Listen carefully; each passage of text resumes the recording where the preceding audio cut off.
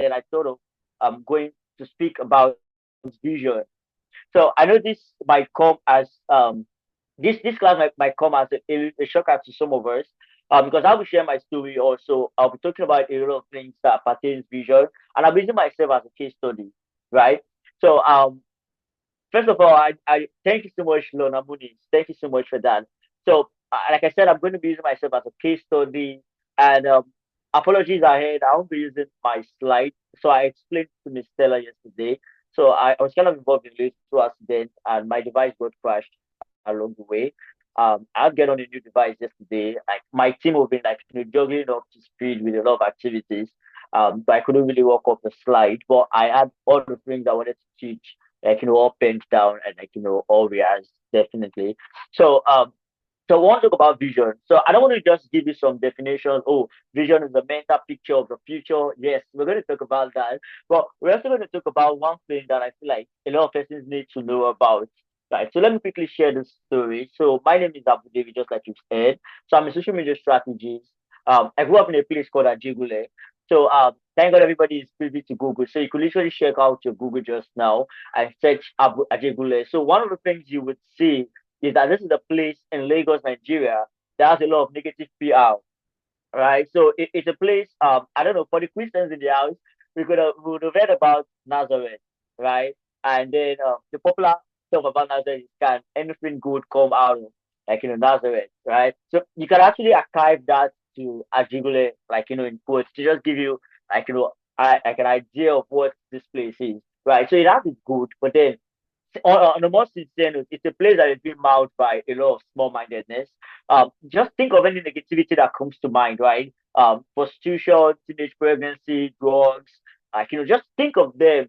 It is something whereby you could say, okay, it is headquartered here in Ajubule, right? And this was where I grew up in. So this is a very funny experience. This is a place whereby if you put on a resume that you're from Ajigule, let's say we are the company is interviewing a group of 10 persons and 2 persons come from Ajigule, they would literally separate those 2 persons, interview the 8 persons normally, and then like interview those 2 persons specially. So I have quite an experience with someone where he said that everybody who came from Ajigule in the interview, they separated them and then they asked them to pull their clothes. So why did they not do that for every single person that came from every other region? Because they thought, oh, if you're from Nigeria, this place is a rough area, right? There's street fight, there's violence, there's cultism. Just mention it. So before we would even give you a chance to actually hear what you have to offer, we need to actually check you physically to see if probably you have marks or stuff like that. So this is the kind of stereotype, even within Lagos, that people have about Jigule, right? And this was where I grew up. So uh, to start with that. So, for people who grew up in a region, in that region, these things that happen outside do not actually pose any danger to them, right? But for someone like me from a very young age, I've always been this explorer, right? If I was a leader, I would have said I'm Dora the Explorer, right? So I've always been this exploring type. So that allowed me go out very early, in my life. So one of the things I discovered was that I could be in a conversation with somebody. Oh, probably I attended the conference in the island, and then I'm like, we're talking, we're rapport, we're having this very beautiful conversation. And then the person is like, oh, where are you from? I'm like, oh, I'm from Ajigule. And then the person is like, uh, okay, I'll talk to you. And then that kind of conversation you are having where you say something and the energy around that conversation moves. And you're like, did I say anything wrong? Like, what did I do wrong, right? So you literally talk with a client, with a prospect, and the deal is about to steal through. I'm like, oh, where are you again? And they're like, oh, I'm in a Jegule. I'm like, we'll get back to you. And when people say, "I'll get back to you," it's like that's the end of the deal, right? So you can literally see that a lot from me. So I think one of the things we did then was, um, whenever we go out for conversation, we're like, oh, I live around the Papa. So we literally use that so that we don't get to mention Ajegule in any of our pitch and conversation. So I'm using all of this story to actually prepare the ground so that we get to see that this person speaking to you, because when Miss Stella reached out to me, she said something that she wanted a young person, but a young person with a story, right? And then I thought, oh, what best story do I have to share than my own story, right? that I've happened to be in conversations with people where opportunities are like opportunities has been like have been rejected for opportunities, all because I live in the place called Ajigule in Lagos State, right? So we really try that so around Apapa. So Apapa is a neighboring community, but it's a much more rich like the urban community. So it's more of a way of like not lying, but then like going around it. So that was literally what happened. But how was I able to like rise through all of these obstacles? How was I because I know Ajibola is just synonymous to me being in Lagos, Nigeria. But then for some of us in different like areas or in our countries or in our states, there is also an Ajibola. There is always a Nazareth in every single one of in every country, in every state. There's always that place whereby people are like, no, we don't deal with those people, right? And also, apart from that, there's also a class of people who, whereby we didn't grow up with like a silver spoon, but then we are on a mission to not just have a spoon, but to own the gold mine, right? So we are that set of persons, and we know that okay, if we do not have these resources at the beginning, it's going to take a lot more from us. So one of the things that helped me was vision. That is why I'm very keen to talk about vision this afternoon. And I really want us to like, actually go with that flow and also be absorbed in this. So I'm going to be having enough time for question and answers. So I want you to have your book, your pen, and get ready to actually juggle things down. Right. So let's hit the flow on it. So we know we've heard about vision a lot of times. A lot of persons have talked about vision from different perspectives. So I like to see vision from three perspectives. I'm going to be sharing that in a minute. So one is there's this thing called the spiritual vision, there's this thing called the mental vision, and there's called the physical vision. So I'm going to take time to explain all of these things, but I want us to follow me. So I hope we're following, right? So there's I'm a Christian, so I'm going to just say the word of King Solomon. There's this rabbi called King Solomon. And he said, when there's no vision, the people perish. Right. So I was literally thinking about that sometimes back, and I'm like, so, like, that was just a very blunt statement. When there's no vision, the people perish. So, so it means that if I have a good intention, it means that if I have good plans, I have like good I have this good faith that I'm going to do big things in life, right? But then I don't have a vision to couple that with. So it's always a perish in the sense that these people would lead to nowhere, right? There would be no actualization of that vision. So I was literally thinking about that. I'm like, wait. So is this how important vision is, right? Is this how important vision is? That when there's no vision, the people. So remember, I didn't say an individual. It says the people. So one of the first things I'm going to say is that vision. I will use the word that destinies are tied to you. Destinies are tied to your uprising. I'm going to repeat that again. Destiny are tied to your uprising. So this should make you understand that you have a responsibility to succeed.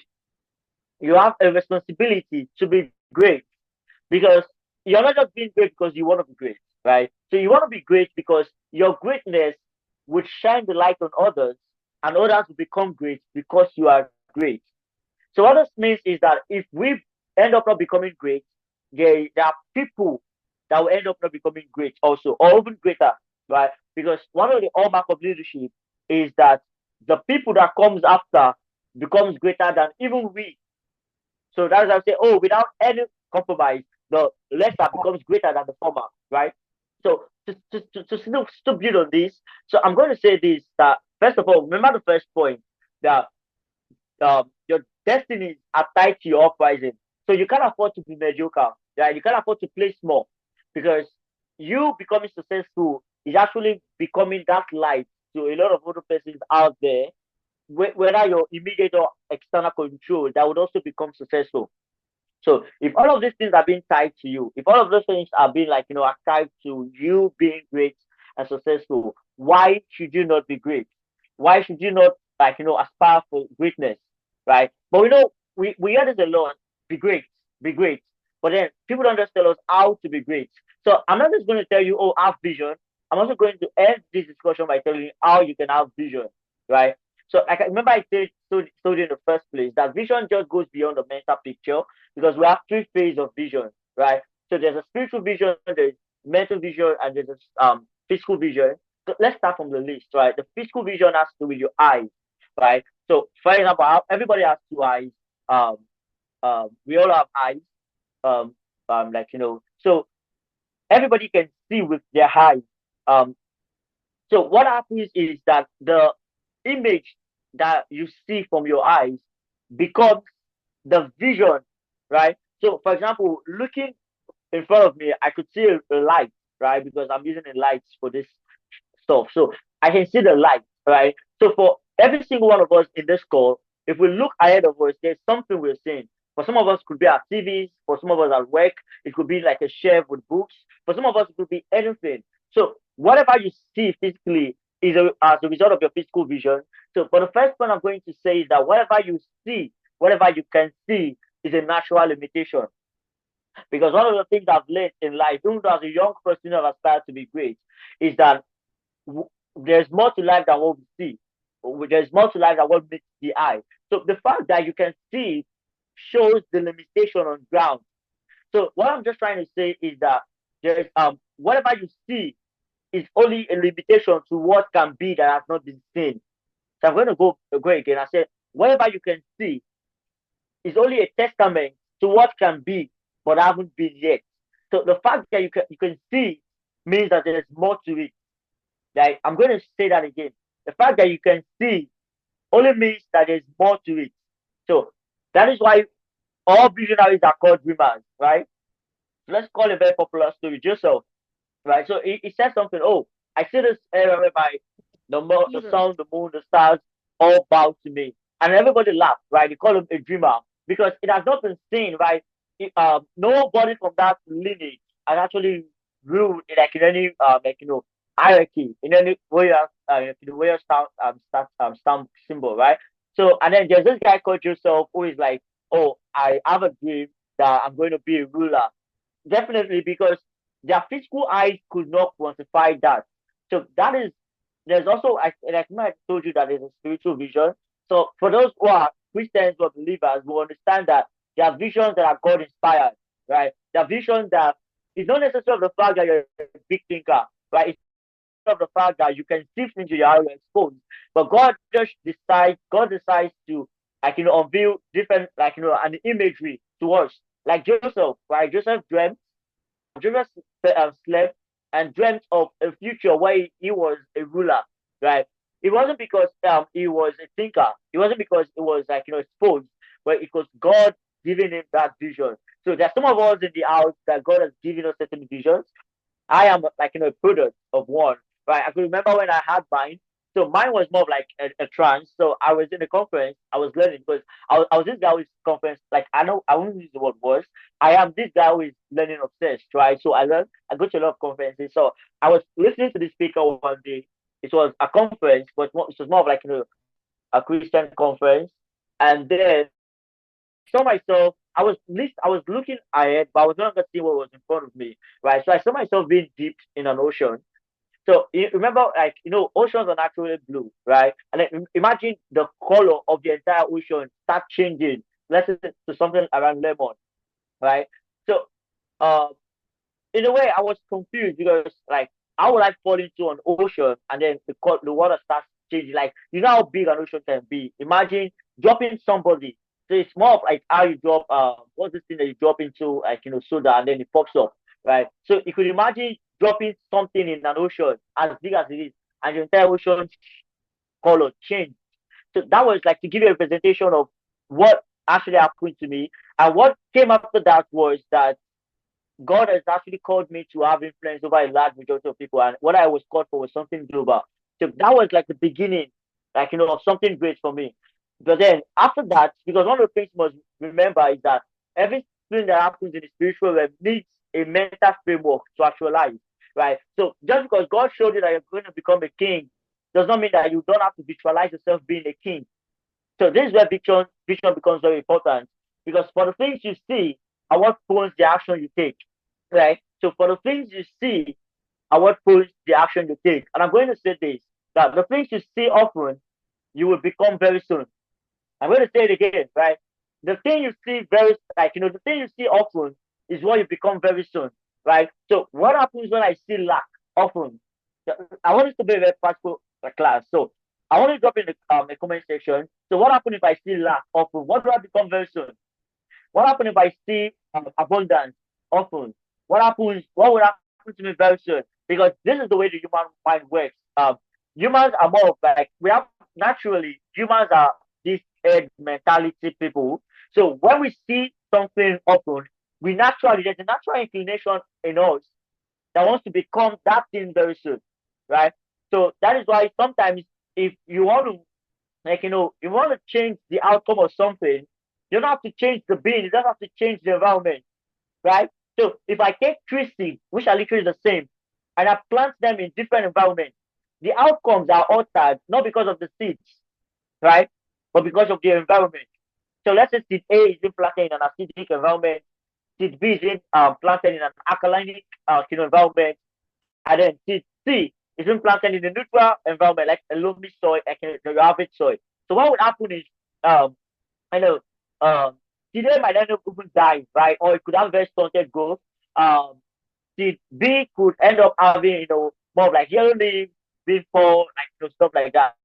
But seed that was planted in the natural habitat, that is a very like very convenient habitat. What happens is that you see seed C rather, growing becoming like a very productive plant. So you should understand that seed A, B, C are literally the same thing. The only difference was the culture to which they grew. So what happens for someone like me that I grew up in a culture that is toxic, right? I grew up in a culture that is limiting, that is small, a culture that naturally I would end up being like a thug, I'll end up being like a fraudster, I'll end up being like just mention those things that happens in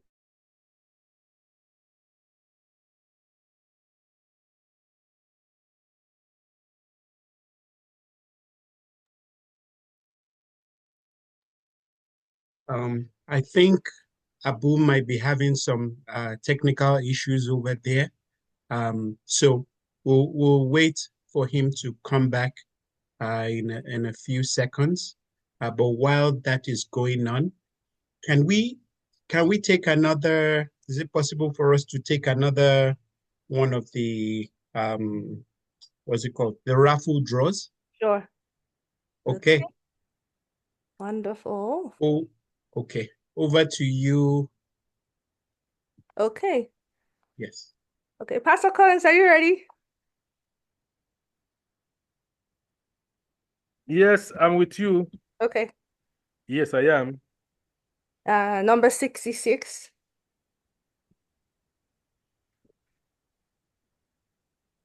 Number 66, right? Yes. Yeah, double six. I have here on the list Alan Melita Kasosi. Alan Melita Kasosi from Nairobi, Kenya. Alan Melita, are you here? Number 66. Sorry, no, 66. I think it's a mix up. Sorry. 66, I have Isaac Yaipas. 66 is Isaac Yaipas from, yeah, Isaac Yaipas.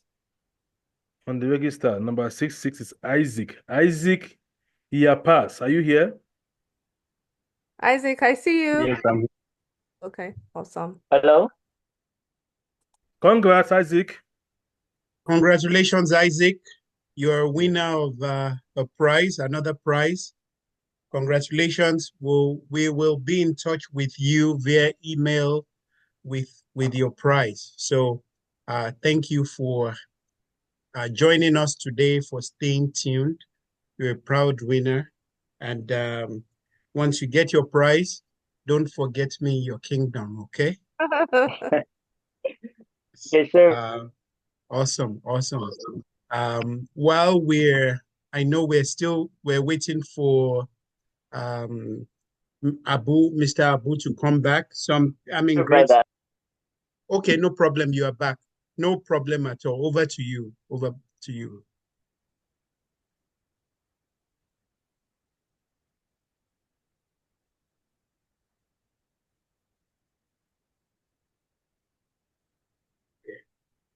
Are you back, Mr. Abu?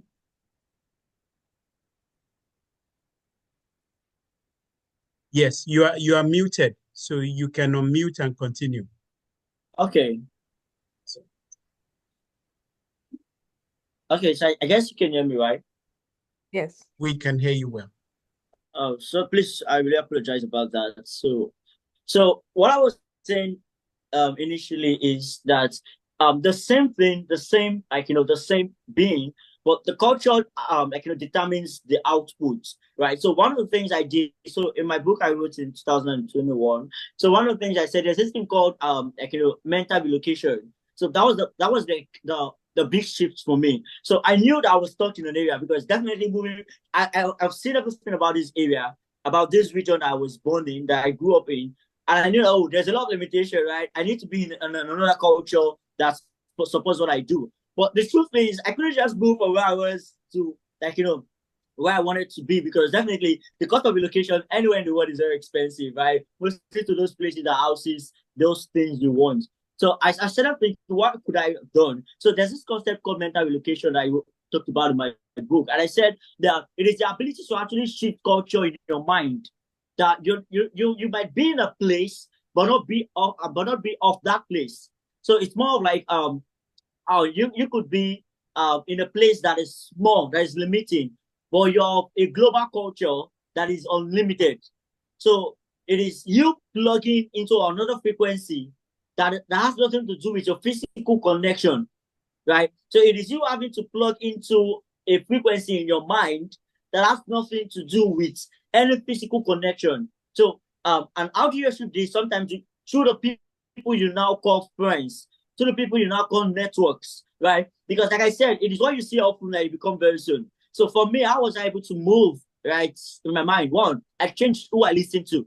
I know this is not new to us, but we understand that there are two major entrances to our lives, right? What we see and what we hear, right? So I knew that for a while I might be stuck with what I see, right, physically, because definitely I couldn't move away. But then I knew that one of the things I can easily control was what I hear. So what I did was I started listening to certain people who were of where I was going. So one of the first persons I started listening to was late Dr. Miles Monroe. So some of us might know him, some of us might not. So I started listening to him over and over again. And I still realizing that even though I was still in that place, I was no longer of that place, right? I was no longer of that region, because the way I now see life was different. The way I think was different. The way I interact was different, because I was not listening to someone who was not of my immediate environment, right? He was a person in the global sphere. I was still in my local sphere, but because I was plugged into him, so it's like another frequency. So I started downloading, right? So the things, the trash, the things that I learned being in that environment, like when you update your software, something has to go, right? So the outdated software started going. No, it doesn't just happen overnight. Things definitely you're still going to certain character traits that are still going to portray. People like, I know you're changing, but that part is still coming out once in a while, right? So for me, I was literally experiencing back and forth. But it was just a matter of time, because I kept indulging myself more in I was listening to all of the sermons, all of his preaching. I was listening to the likes of I was listening to not Grant Cardone, actually, what was his name? I wanted to say Lebron G. So I forgotten his name, something Brown rather. So I was listening to the likes of the Vusi Tembokwayo. So this was like my all-time favorite, right? I think that year I competed, 2021, I competed for a public speaking competition, and I came second runner-up. But all of this happened so fast. But that was because years prior, I took a deliberate decision. So I knew that I was made for the world. But then I could look around. There was nobody around me that was living the example of what I wanted. So I remember my first business was the first idea I came up with was I wanted to be my first tech idea rather. It was a blockchain software. And then I looked around. Is there anybody who is a tech guy in this region that I can actually look forward to? I kind of emulate in this model. I didn't see anybody, right?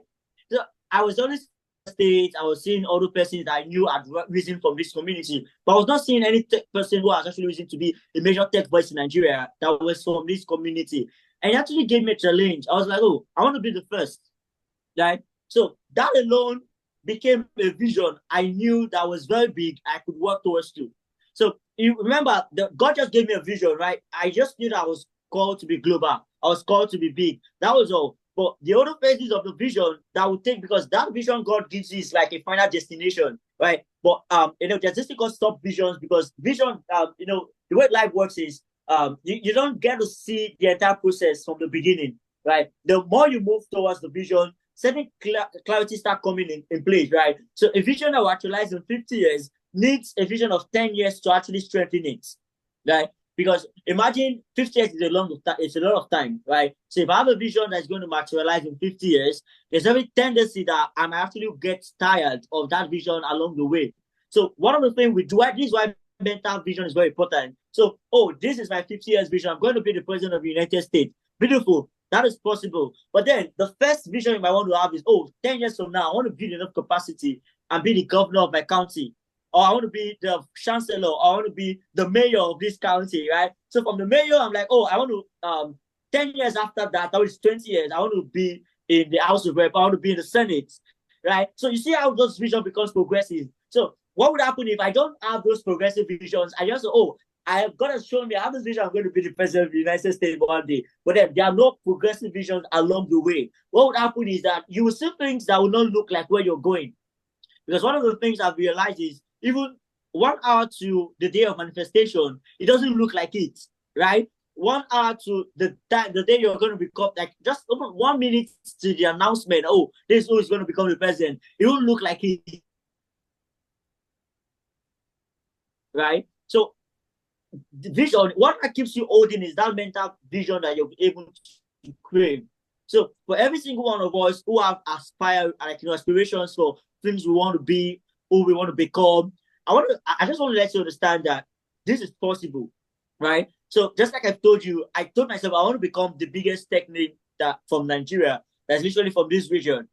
And in my vision plan, I'm just going to be launching my tech platform in November. So I'm not even the big name yet, right? But I know that for the past 3 to 4 years, or less than 5 years, I had something I was actually pursuing. I had something I could literally tie the vision to. So I know, this is phase one. So phase one, in the step of becoming the biggest tech name in this country, the first step is to own your own first tech company.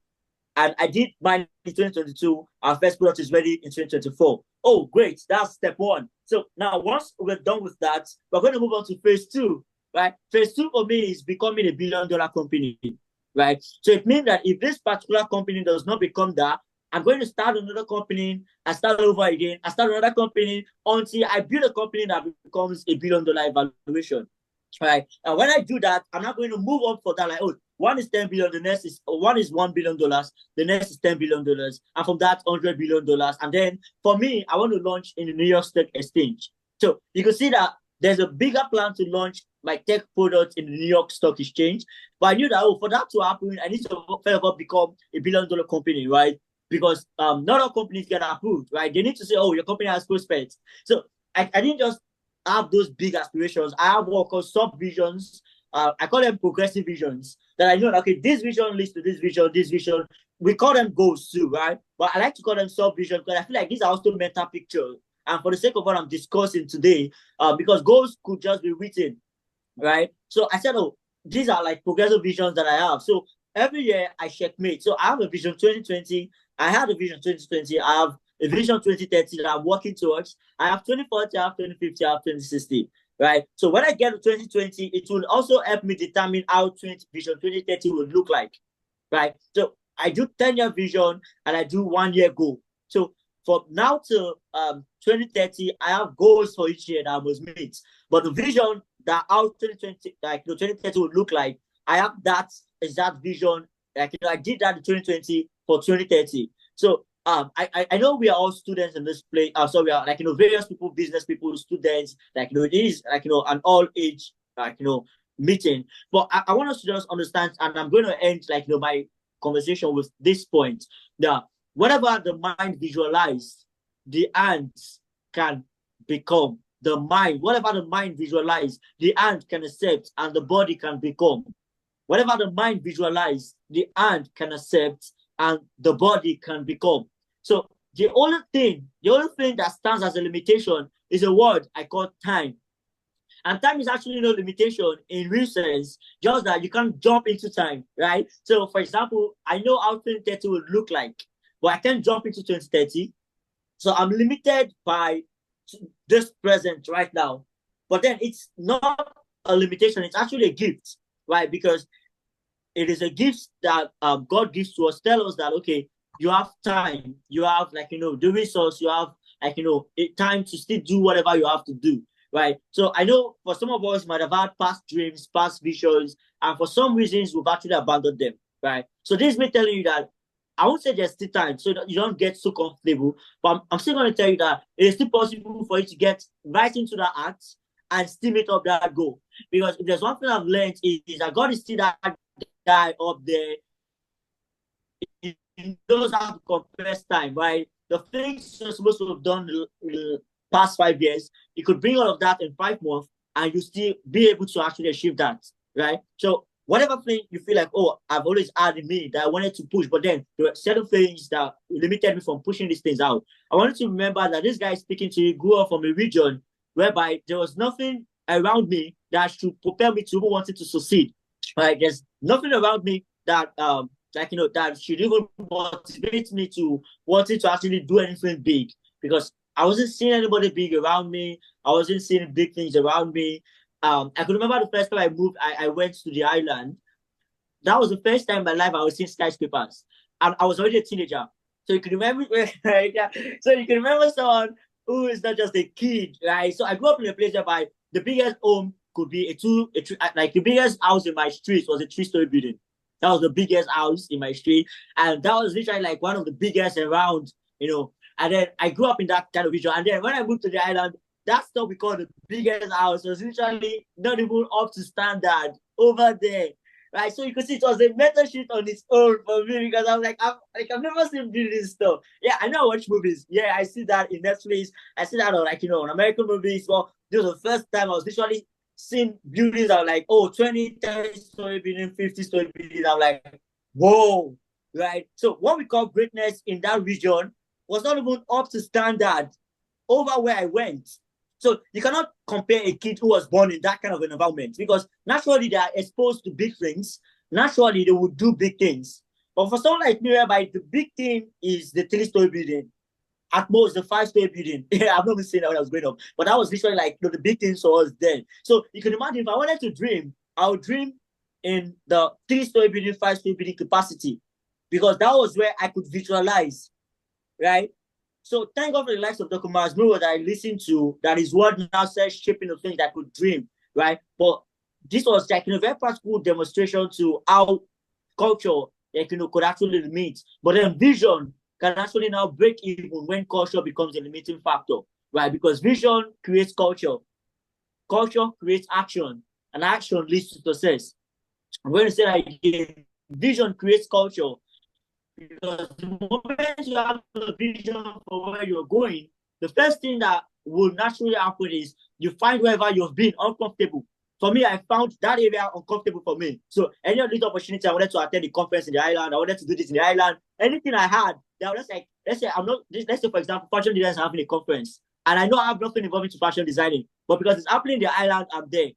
So I'm not even there to learn directly, but I'm there to actually see. I'm like, oh, so these are the details over here. Okay, this is the light positioning, this is the structure. So I was just going there all the time. So just like I wanted to just be free of that immediate environment. But right now I could sit in my room, I picture the world, right? I don't need to be in the island to dream, right? From wherever I am, I can literally dream, right? So that is what it's be that's that's foundation for you, that wherever you think you find yourself, whatever thing you feel like, oh, this is a limiting thing, you should know that this person speaking to you grew up in that also environment, but I was able to overcome all of these things by the grace of God, one, but also through determination, right? Through the fact that I was able to like make a decision. One, I was determined. Two, I was deliberate. Three, I made a decision. And four, I was disciplined enough to move on that decision.